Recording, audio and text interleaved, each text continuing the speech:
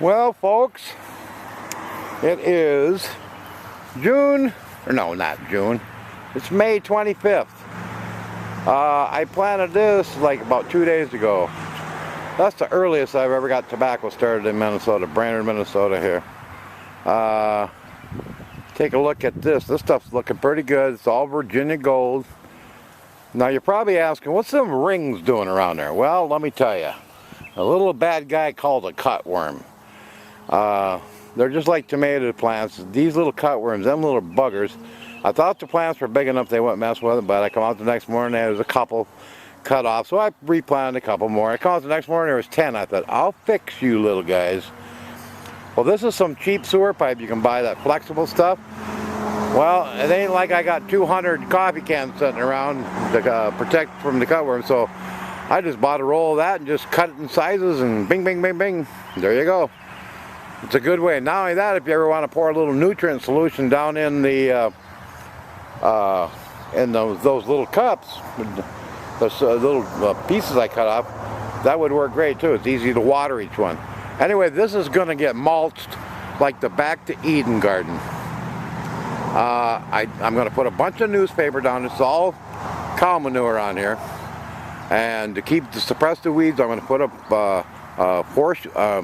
newspaper down that's 4 sheets thick. And then I'm going to just put a ton of leaves and probably wood chips also, both on there.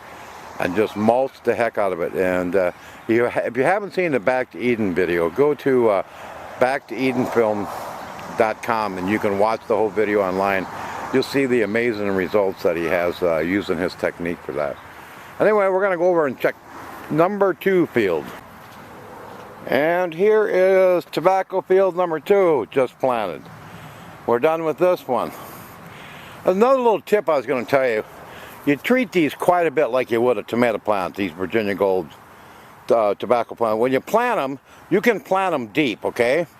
You can plant just like you would a tomato to make the stalks stronger so they're not as tender. You can plant them deep. It doesn't bother them a bit.